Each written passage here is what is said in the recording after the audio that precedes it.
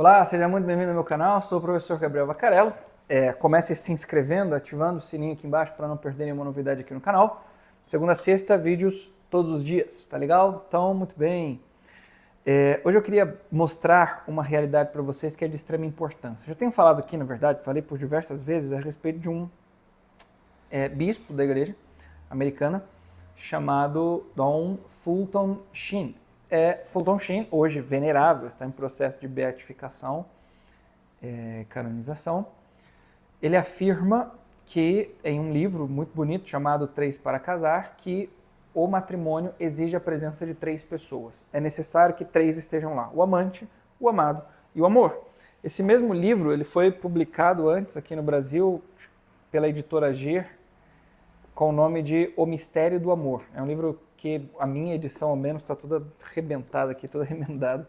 De fato, é muito antiga essa edição. As mais recentes, elas são publicadas, agora eu já não me lembro qual é a editora que publica, mas, enfim, tem lá em casa. Acho que a Molokai publica, não me recordo exatamente. Mas o nome do livro ele foi mudado, né? Essa primeira tradução coloca como Mistério do Amor, mas estas próximas traduções, já mais recentes, traduzem como Três para Casar. E ele começa aqui numa espécie de dedicatória com um poeminha muito bonito, né? Ele diz assim: são três os que amam no céu, Pai, Filho e Espírito Santo. São três do céu os que trazem o amor à terra, Deus, o homem e Maria, por quem Deus se fez homem.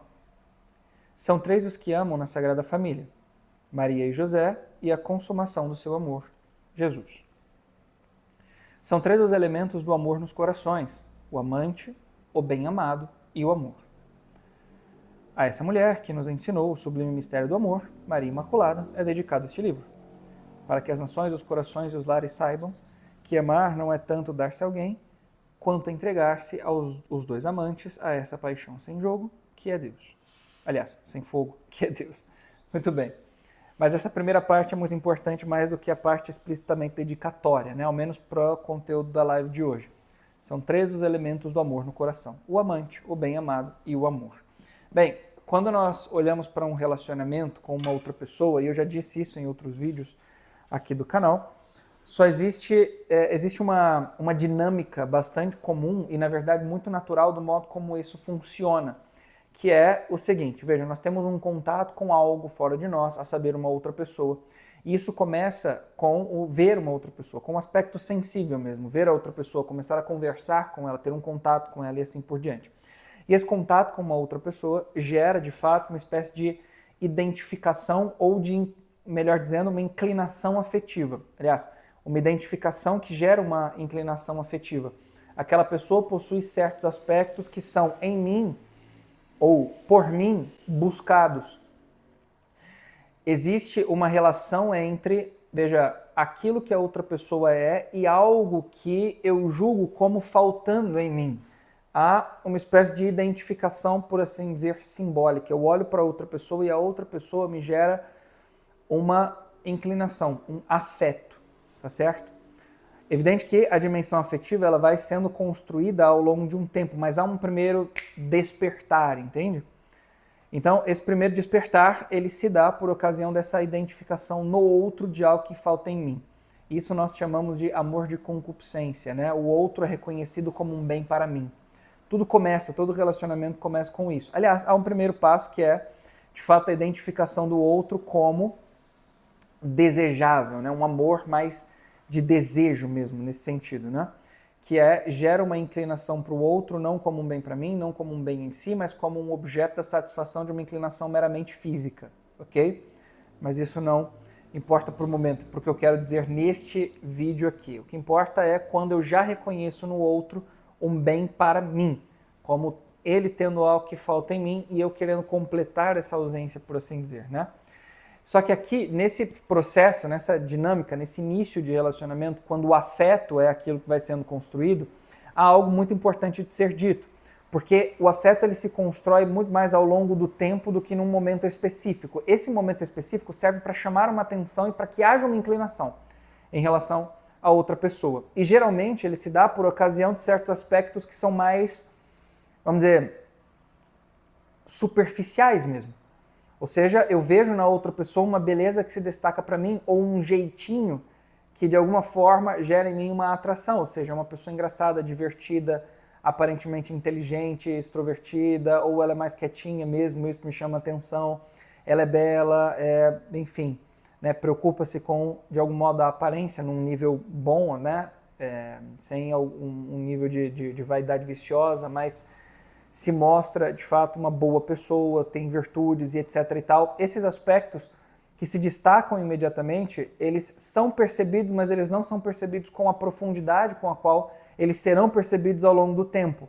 Ou seja, imediatamente quando você vê a outra pessoa, você percebe nela que ela tem graça, que ela é bonita, que ela, enfim, é forte e que ela tem alguma virtude ali, ela faz alguma atitude boa, né? Você olha para ela agindo e você vê que ela faz coisas que são consideradas boas. Isso te chama a atenção e te inclina a ela.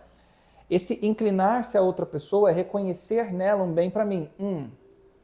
Percebi que tem algo ali que me chama a atenção e para o qual eu me inclino. E que para mim é interessante. O ser interessante significa que aquilo gera em mim um interesse. E gerar em mim um interesse significa que aquilo que a outra pessoa tem, eu quero para mim. Ok? Então, veja só, e nesse momento aquilo que a outra pessoa tem, ainda não é a outra pessoa em si. E eu me inclino a outra pessoa e eu quero me aproximar. E esse processo de aproximação gera um desejo de permanência ao lado da outra pessoa que vai se estendendo ao longo do tempo. Por quê? Porque o afeto ele vai funcionar como uma espécie de... O Gary Chapman, em As 5 Linguagens do Amor, faz uma metáfora muito boa, que é a metáfora do tanque de combustível do amor, né? Tanque afetivo, tanque de combustível afetivo, né? Do amor afetivo. Vamos usar essa mesma metáfora do tanque de combustível, né? É como se ao longo do tempo eu fosse abastecendo, entende? O meu afeto pela outra pessoa, à medida em que eu testemunho nela certas atitudes que vão se aprofundando cada vez mais em, veja só, demonstrar que de fato era uma pessoa boa, que de fato era uma pessoa bela não só exteriormente, mas internamente. De fato é uma pessoa virtuosa, que de fato é uma pessoa que se preocupa com ter virtudes, com ser uma pessoa mais espiritual, com amar a Deus e com ser inteligente, com ler e assim por diante. Ou seja, eu vou percebendo na outra pessoa certas qualidades que para mim são valores, eu julgo como importantes e que faltava isso, entende? Algo falta em mim ali. E essa outra pessoa tem, e tem em abundância. Eu quero para mim. É bom estar com a outra pessoa porque os assuntos que ela fala são muito interessantes. É bom estar com a outra pessoa porque ela é carinhosa. É bom estar com a outra pessoa porque ela me faz sentir-me bem. É bom estar com a outra pessoa porque ela gera em mim um desejo de ser melhor. É bom estar com a outra pessoa porque ela tem razão no que ela diz, porque ela ama a verdade, ela me aponta para esse caminho. No fundo, veja, o outro é um bem para mim. E aqui ele vai se tornando um bem para mim, não o que ele faz. Agora eu saio das coisas, dos aspectos, das dimensões do outro e vou entrando no outro. O outro é um bem para mim. Entende? Em suas qualidades. Porque agora eu quero saber a história. Eu quero entender de onde ele vem. Eu quero saber quem são os seus familiares, quem é a sua família, quais são os seus desejos, quais são as suas aspirações, o que é o seu objetivo de vida, qual é a sua missão. Entende? E o afeto vai crescendo, crescendo, crescendo, crescendo, crescendo. E à medida em que esse afeto cresce ao longo de um tempo, chega uma hora que eu tomo uma decisão. Não é só mais uma correspondência afetiva, de quero estar com o outro, quero ouvi-lo, quero sair com ele, eu quero, entende? Estar ali na sua presença, quero, enfim. Nesse momento é o momento em que eu paro e penso, meu Deus, eu preciso me decidir por algo. E eu quero estar com essa pessoa o resto da minha vida. Eu desejo me entregar a ela. No momento em que eu digo eu desejo me entregar a ela, eu passo de um estágio para outro, entende? Do amor. É o momento em que eu não só a reconheço agora como um bem para mim, mas é o momento em que viro uma chave e eu enxergo a outra pessoa como um bem em si e para quem eu desejo me entregar o resto da minha existência, o resto da minha vida. E esse é um momento muito bonito do relacionamento, porque a gente não sabe exatamente qual é o momento ou quando foi que aconteceu. Às vezes a gente sabe, né? Às vezes a gente sabe o momento exato, mas quando houve a virada de chave, a gente não sabe exatamente. O que a gente sabe é o momento em que nós olhamos para aquilo e tomamos uma decisão. A gente geralmente se lembra da decisão, mas quando foi, o que foi, qual o momento em que, assim, acarretou aquela decisão, às vezes a gente não sabe dizer exatamente qual foi, né? mas é o momento em que a decisão é tomada e que o amor racional toma conta, um amor de benevolência, de querer o bem para o outro. Eu quero prometer me entregar para outra pessoa o resto da minha vida. Muito bem, esse momento ele é de extrema importância, porque esse exato momento, o momento em que a coisa passa de um afeto, de um mero afeto, para uma decisão, para um movimento da vontade, para um querer amar a outra pessoa, é o momento em que eu saio, veja só, de algo que me inclina ao outro, porque o outro tem algo que me puxa para ele, ok? Para uma decisão de, independente do que o outro, veja, me demonstre, me mostre, me puxe, entende? De alguma forma, eu vou, entende ou não? Ou seja, no sofrimento, na doença, enfim, na pobreza, na desgraça, na calamidade, enfim, eu vou, eu me entrego, eu me sacrifico, entende ou não? Tem uma história bonita de um casal que eu conheci não tem muito tempo. O ano passado, né, a gente só conversou assim 1 ou 2 dias, que foram dias de retiro, uma conversa bastante curta, bem da verdade, mas eles contaram algo do testemunho deles, né? E aí a esposa dizia assim que quando o marido passou por um problema bastante sério, assim, né? Enfim, queimou várias partes do corpo, teve que, enfim, foi bastante trágico, passou alguns bons dias internado. E ela dizia o seguinte: olha, não, eu vou ficar aqui no hospital do lado do meu marido. E ela dizia o seguinte, algo muito bonito que ela disse, né? Ela falou: olha, eu não vou para casa, eu vou permanecer ao lado do meu marido, porque se eu for para casa, qual é o testemunho que eu estarei dando para os meus filhos? De quando meu marido precisou de mim, eu fui embora para ficar no conforto enquanto ele estava lá sofrendo. Eu permaneci ao lado dele, sofrendo as dores de estar no hospital, dormindo desconfortável, tendo de ajudar o meu marido e permanecer ali do lado, porque eu o amava, eu queria provar esse amor ali, num sacrifício, numa entrega. Isso foi maravilhoso, é belíssimo, entende? O afeto, ele não tem isso, porque o afeto, ele se dá por meio de um interesse, uma carência, uma ausência que há em mim, e o cara que está em cima de uma cama não tem absolutamente nada para entregar, percebe? A gente precisa, o mais urgentemente possível, dentro de um relacionamento, fazer com que tudo aquilo que está acontecendo dentro do relacionamento cresça o mais rápido possível para um amor verdadeiro, para um autêntico amor de nível espiritual, para um amor que seja de benevolência, para querer o bem do outro, para permanecer ali numa decisão, de uma escolha exclusiva e de fidelidade, de permanência, para toda a vida, numa promessa muito bem dada, tá certo?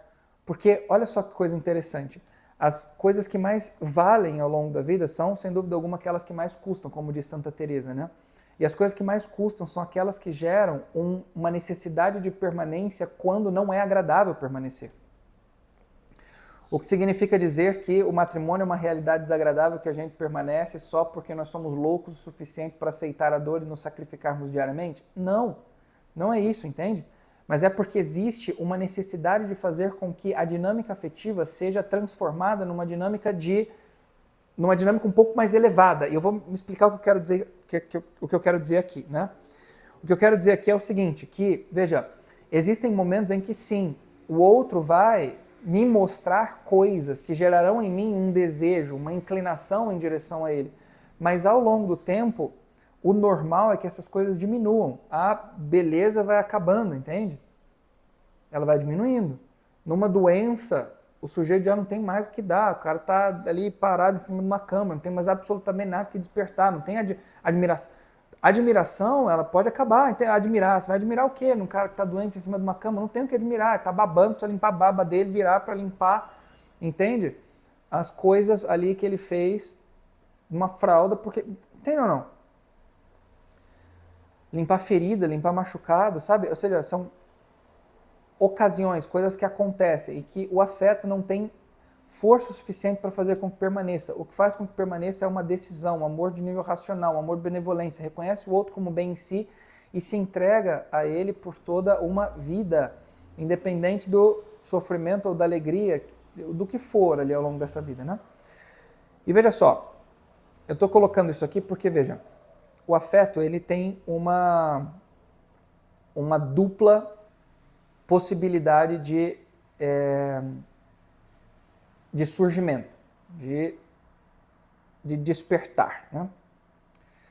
Ou o outro demonstra certas coisas que batem aqui dentro de mim e que me fazem inclinar-me ao outro, ou há um outro movimento, uma outra possibilidade de movimentação dos afetos, que é quando, e esse é o ponto, esse é o lugar onde nós devemos chegar, quando este afeto que surge, ele já não surge mais submetido a um objeto externo a mim, ou seja, que a outra pessoa mostre para mim certas coisas que vão fazer com que esses afetos despertem necessariamente.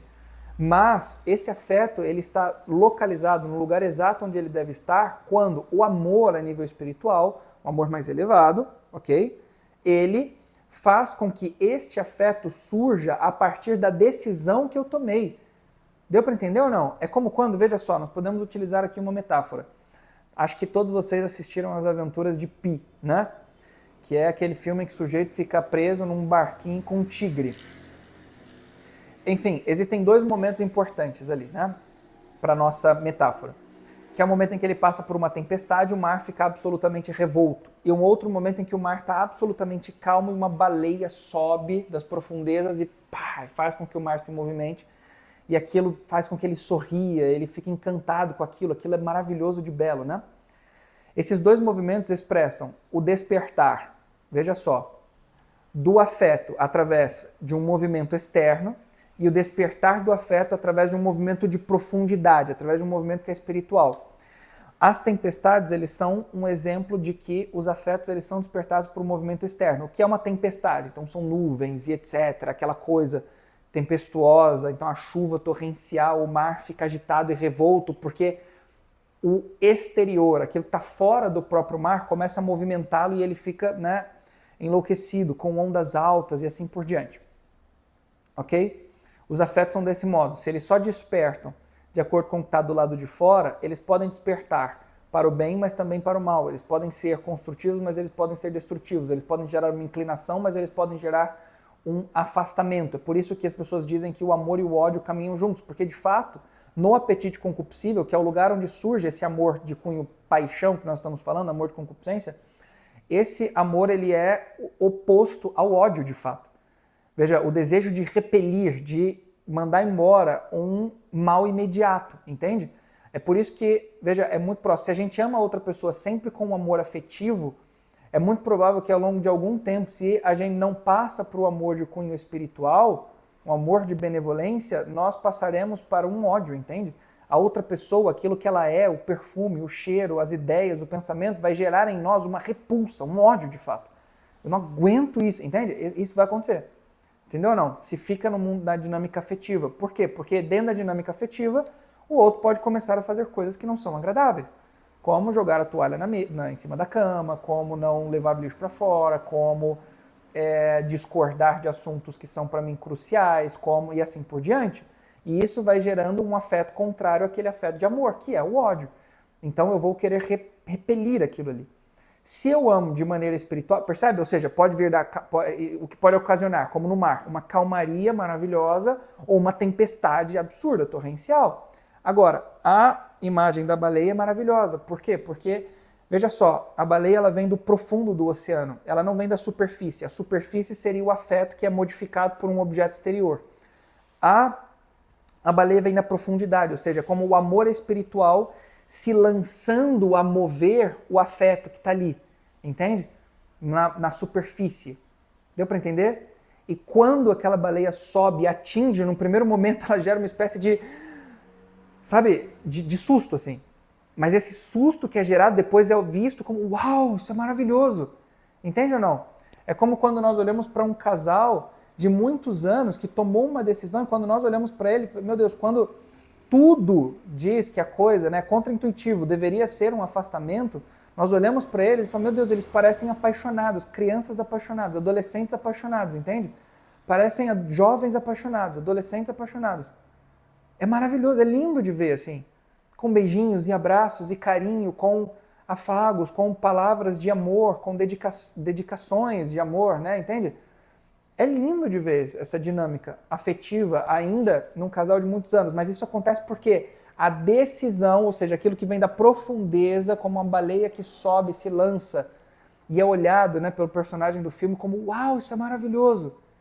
desperta o afeto de tal forma que a gente se inclina para a pessoa amada, né? De maneira também afetiva, também a admirar a beleza, o perfume, as ideias, entende ou não? O caminhar e assim por diante. Nós devemos urgentemente trabalhar para crescer para um amor de cunho mais espiritual, de cunho benevolente e arrastar os afetos consigo do que alimentar o afeto, porque muito em breve, né, pode ser que esse afeto se torne uma outra coisa, o contrário desse amor, e tudo se perca, tudo se põe a perder. E não pode de maneira nenhuma se deixar parar no afeto, entende? A gente precisa crescer para o amor de cunho espiritual. Muito bem, era isso que eu tinha para dizer hoje. Eu vou deixar para vocês um outro vídeo aqui que eu julgo ser muito importante que vocês assistam. Vou colocar aqui no card um vídeo que continua esse assunto do amor, tá bem? Mostrando a diferença entre o amor venéreo, o amor erótico, o amor de cunho racional, o amor de cunho espiritual, que é muito bom também. Assista esse vídeo, que ele vai ajudar vocês a continuar a meditar a respeito desse assunto. Muito obrigado, um forte abraço, fique com Deus, até a próxima. Tchau!